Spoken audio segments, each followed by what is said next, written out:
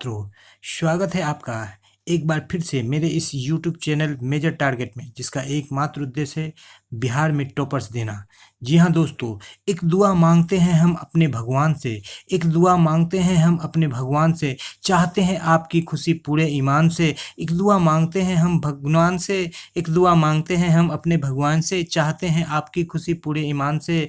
और सब हसरतें पूरी हो आपकी, सब हसरतें पूरी हो आपकी टॉपर बनकर, और आप मुस्कुराएं दिलो जान से, आप मुस्कुराएं दिलो जान से, आप मुस्कुराएं दिलो जान से। जी हाँ दोस्तों, फिर एक बार आपके बीच लेकर आए हैं 2011 से 2021 तक परीक्षा में पूछे गए, सबसे अधिक बार पूछे गए प्रश्नों को लेकर। ये साइंस के प्रश्न हैं जो कि बिहार बोर्ड 2022 में आपको टॉपर्स बनाएंगे। दोस्तों, चैनल पर नए हैं तो चैनल को सब्सक्राइब कर दें। वीडियो यदि पसंद आ रहा है तो वीडियो को लाइक करें, वीडियो को शेयर करना ना भूलें दोस्तों, और बेल आइकन को दबा दें ताकि आने वाले वीडियोज की नोटिफिकेशंस आपको मिलती रहे दोस्तों। तो इस अंक में हम लोग 2011 से 2021 के अधिक बार पूछे गए मोस्ट वीवीआई लघु उत्तरीय क्वेश्चंस को देखेंगे। उसके साथ साथ ऑब्जेक्टिव भी पूरा करेंगे और कुछ लॉन्ग क्वेश्चन का भी आइडिया हम लोगों लेंगे। साथ ही साथ दोस्तों, इस सेगमेंट के अंत में हर भाग के तरह आपको शायरी का तड़का भी मिलेगा दोस्तों, मोटिवेशनल शायरी का तड़का। तो फिर देर किस बात की, शुरू करते हैं। पहला प्रश्न आपके बीच ये रहा, ओम के नियम को लिखो। जी हाँ दोस्तों, स्थिर तापक्रम पर, जी हाँ दोस्तों, स्थिर तापक्रम पर चालक में प्रवाहित धारा उसके सिरों के बीच मौजूद विभवांतर के समानुपाती होती है। जी हाँ दोस्तों, यहाँ पर यदि आप भी समानुपाती आई करेंगे तो इस समानुपाती को हटाने के लिए क्या करना पड़ता है, हम लोग को एक स्थिरांक देना पड़ता है। तो भी बराबर क्या हो जाएगा, आर आई, या उसी को हम लोग सही करके लिखते हैं तो भी बराबर आई आर। आर क्या है दोस्तों, यहाँ पर प्रतिरोध है जिसका मात्रक ओम होता है, इसे स्थिरांक कहा जाता है। यह नियम जर्मन वैज्ञानिक जॉर्ज साइमन ओम ने 1827 ईस्वी में दिया था। जी हाँ दोस्तों, स्थिर तापक्रम पर तो ओम के नियम में क्या क्या चीज स्थिर रहता है, तो ये प्रतिरोध स्थिर रहता है, स्थिरांक जो होता है जिसको ओम से हम लोग नापते हैं, और साथ ही साथ ताप स्थिर रहता है दोस्तों। तो ये शॉर्ट क्वेश्चन है। और यहाँ पर लॉन्ग क्वेश्चन भी आते हैं। तो लॉन्ग क्वेश्चन क्या आता है दोस्तों, तो ओम का नियम क्या है, इसके व्यंजक को निकाले। तो ये हमारा व्यंजक हो गया, बहुत छोटा सा व्यंजक है। साथ ही साथ इसको सत्यापित करने के लिए आता है। क्या आता है दोस्तों, तो इसको ओम के नियम को सत्यापित करने के लिए आता है। तो उस चीज को भी हम यहाँ पर देख लेते हैं। सत्यापित करने के लिए कोई भी ज्यादा दिक्कत की नहीं है। एक हम लोग परिपथ लेते हैं, उस परिपथ में जैसे एक प्रतिरोध रहा तो उससे पैरेलल लेकर के हम लोग एक वोल्टमीटर डोल दिए, इसी परिपथ में एक एमीटर जोड़ दिए, इसी परिपथ में एक हम लोग कुंजी लगा दिए, और इसी परिपथ में हम लोग बैटरी जोड़ करके इसका संबंध दे दिए, परिवर्तनशील प्रतिरोध इधर लगा दिए।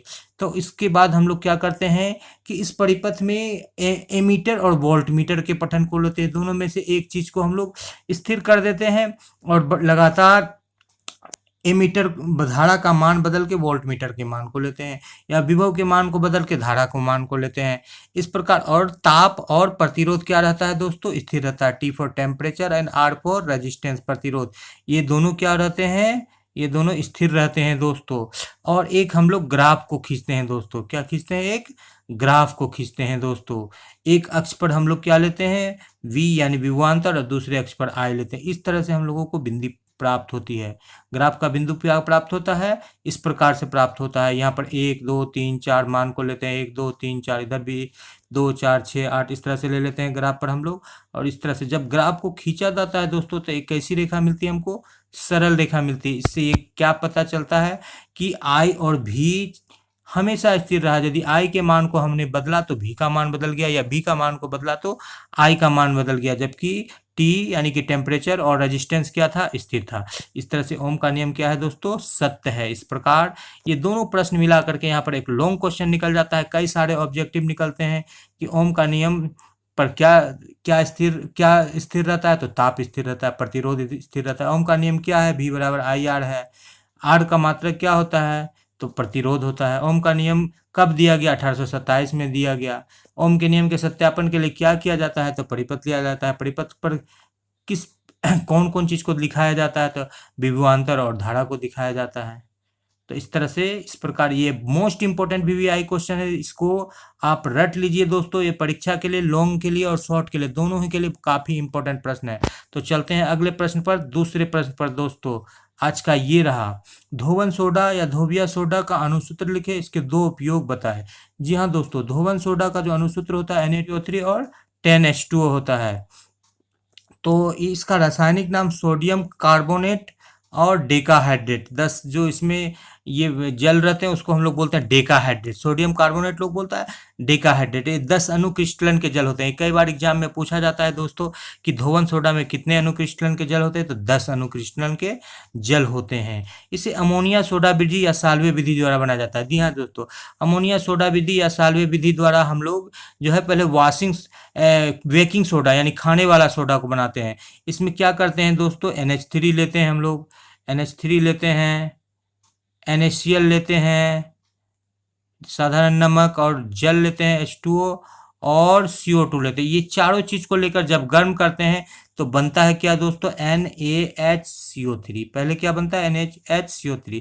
जो अमोनिया सोडा विधि की बात की जा रही है उसको बता रहे हैं। अमोनिया लेते हैं, NaCl लेते हैं, सोडियम क्लोराइड, और H2O लेते हैं दोस्तों, और CO2 लेते हैं। चार चीज को लेकर के जब गर्म किया जाता है, हिट किया जाता है, तो क्या बनता है दोस्तों, ये चारों चीज को लेके तो हमारा बन जाता है washing soda, sorry baking soda, खाने वाला सोडा बनता है NaHCO3।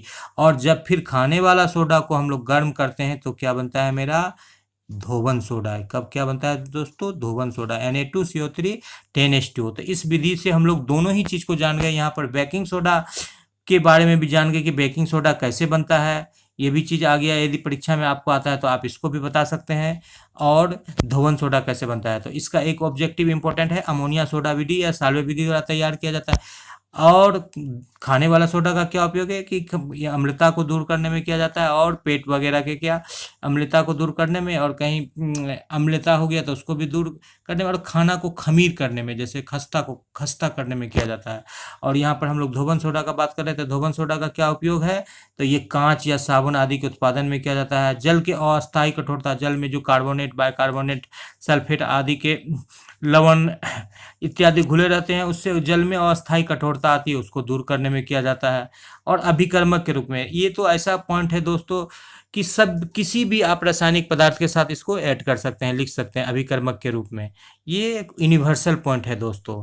तो यहाँ पर जान लिए अमोनिया सोडा विधि को हम लोग देख लिए, NH3 NaCl H2 और CO2 को गर्म करते हैं, फिर उससे क्या बनता है, बेकिंग सोडा, और बेकिंग सोडा को फिर गर्म करते हैं तो क्या बनता है, धोवन सोडा। 2 स्टेप का रिएक्शन है, इसे याद कर लेंगे दोस्तों। यहाँ से ऑब्जेक्टिव, अमोनिया सोडा विधि या साल्वे विधि से दोनों ही बनाए जाते हैं, धोवन सोडा भी और बेकिंग सोडा भी।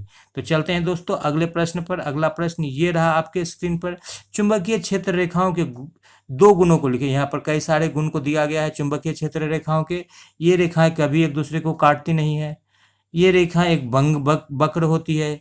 चुंबक के ध्रुव के आसपास ये अधिक सटे रहते हैं, एक ही दिशा में गमन करते हुए एक दूसरे को विकर्षित करते हैं। ये रट लीजिए, इंपॉर्टेंट है फिजिक्स का। चुंबक के बाहर ये उत्तर ध्रुव से चलकर दक्षिण ध्रुव में जाते हैं, तथा चुंबक के भीतर दक्षिण ध्रुव से उत्तर ध्रुव की ओर जाते हैं। एस हो गया और यहाँ पर एन हो गया।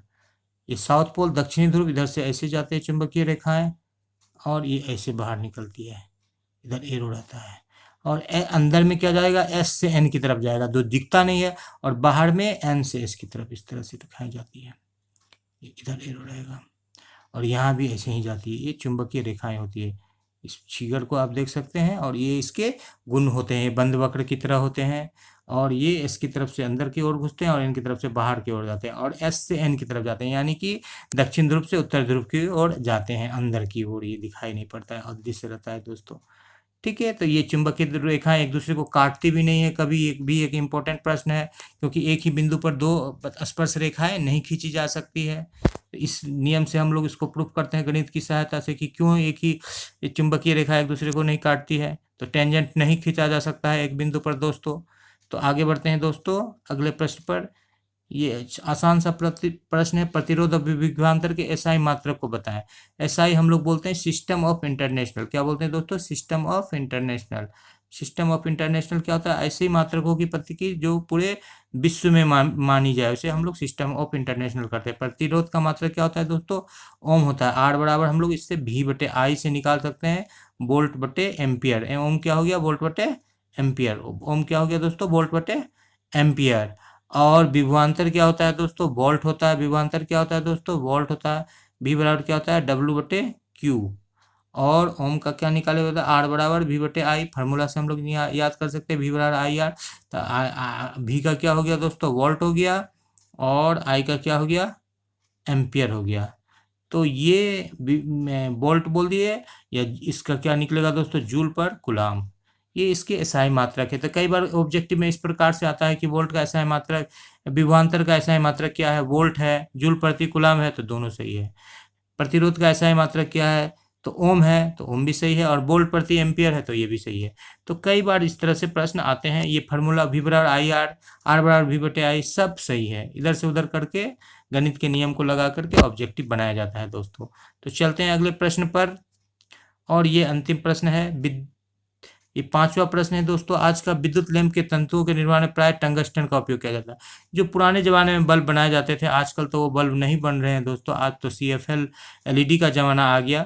CFL को हम लोग बोलते हैं कम्पैक्ट फ्लोरोसेंट लैंप। CFL को क्या बोलते हैं, कम्पैक्ट फ्लोरोसेंट लैंप। ये और LED को बोलते हैं हम लोग लाइट इमिटिंग डायोड। अब इसका जमाना आ गया है। LED मतलब लाइट इमिटिंग डायोड, नोट कर ले दोस्तों। LED means light emitting diode, और CFL कम्पैक्ट फ्लोरोसिंग लैंप। अब इन दोनों का जमाना आ गया। लेकिन पुराने जमाने में अभी भी बल्ब चल रहे हैं, जो विद्युत बल्ब है, जिसमें टंगस्टन का फिलामेंट होता है। क्यों होता है दोस्तों, तो टंगस्टन का जो गलनांक होता है काफ़ी अधिक होता है, 3380 डिग्री होता है, 3400 के आसपास। ये जल्दी गलता नहीं है, काफ़ी पतला होने के बावजूद भी नहीं गलता है। और बल्ब के अंदर क्या होता है, अक्रिय गैस बनाया जाता है, जैसे हीलियम हो गया, आर्गन हो गया। वो ऑक्सीजन से प्रतिक्रिया भी नहीं करती है, और फिलामेंट को यानी कि तंतु को ऑक्सीकृत नहीं कर पाती है, और उसका वाष्पन नहीं हो पाता है, और बल्ब लंबे समय तक बिना टूटे तंतु हमको ऊर्जा देती रहती है। तो एक और बात ये याद रखेंगे दोस्तों, इसलिए टंगस्टन का उपयोग किया जाता है। साथ ही साथ एक और बात याद रखेंगे दोस्तों कि जिस बल्ब के फिलामेंट के रूप में इस तरह से बल्ब होता है दोस्तों, हमारा इस तरह से हमारा बल्ब होता है। जिस बल्ब का ये फिलामेंट का जो ये तंतु का हिस्सा है, समान टाइप से इसमें क्या रहेगा, ऐंठन रहेगा, बराबर ऐंठन रहेगा, तो वो बल्ब जल्दी फ्यूज नहीं होगा दोस्तों। ऐंठन क्या रहेगा उसमें, समान रहेगा, ऐंठन एक समान रहेगा, ऐंठन एक समान रहेगा। ये बल्ब बन रहा है, एक समान ऐंठन है इसमें, तो ये बल्ब क्या होगा, जल्दी फ्यूज नहीं होगा दोस्तों। ऐंठन में कहीं पतला और कहीं मोटा, मान लीजिए यहाँ मोटा हो गया, यहाँ पतला हो गया कंपनी के द्वारा, तो ये बल्ब पतला भाग में क्या होगा, टूट जाएगा, तो फ्यूज हो जाएगा। यही फिलामेंट टूट जाते हैं जिससे बल्ब फ्यूज हो जाता है। ये भी एक बल्ब के फ्यूज होने का कारण है। और टंगस्टन क्यों लगाया जाता है, क्योंकि इसका गलनांक काफ़ी अधिक होता है। गर्म होकर ये लाल हो जाती है, तप्त हो जाती है, और ये उष्मा के रूप में, प्रकाश के रूप में ऊर्जा देती है। प्रकाश भी देती है थोड़ा सा ये विद्युत बल्ब जो होता है, और हम लोग और उष्मा भी देती है और प्रकाश भी देती है। प्रकाश से हम लोग देख पाते हैं, जो इसका मुख्य कार्य होता है। और टंगस्टन का सूत्र क्या होता है दोस्तों, W होता है टंगस्टन का संकेत। टंगस्टन का संकेत क्या होता है, W। उल्फ्राम बोलते हैं, लैटिन नाम है। ये भी ऑब्जेक्टिव में कई बार आता है दोस्तों, उल्फ्राम, नोट कर लें दोस्तों, उल्फ्राम। अब इतना ही रहा दोस्तों। तो अब हमारे अपने अंतिम सेगमेंट पर हम लोग आ चुके हैं, हमारा शायरी, मोटिवेशनल शायरी का सेगमेंट। जी हाँ दोस्तों, स्टडी पे स्टडी करने से क्या फ़ायदा, स्टडी पे करने से क्या फ़ायदा, रात में स्टडी करोगे और सुबह निकल जाएगी। स्टडी पे स्टडी करने से क्या फ़ायदा छात्रों, रात में स्टडी करोगे और सुबह निकल जाएगी। अरे मेजर टारगेट चैनल को सब्सक्राइब कर लो दोस्तों, टॉपर बन जाओगे और ज़िंदगी सवर जाएगी। मेजर टारगेट चैनल को सब्सक्राइब कर लो दोस्तों, टॉपर बन जाओगे और ज़िंदगी सवर जाएगी। तो वीडियो यदि पसंद आया दोस्तों, तो वीडियो को लाइक कर दें, चैनल को सब्सक्राइब कर लें। वीडियो अच्छा लगा तो शेयर करें, और वीडियो को शुरू से अंत तक देखने के लिए और इस चैनल को ढेर सारा प्यार देने के लिए आपको बहुत बहुत धन्यवाद। फिर एक बार मिलेंगे ऐसे ही चुनिंदे मोस्ट VVI इम्पोर्टेंट सवालों को लेकर, आपको टॉपर बनाने के लिए।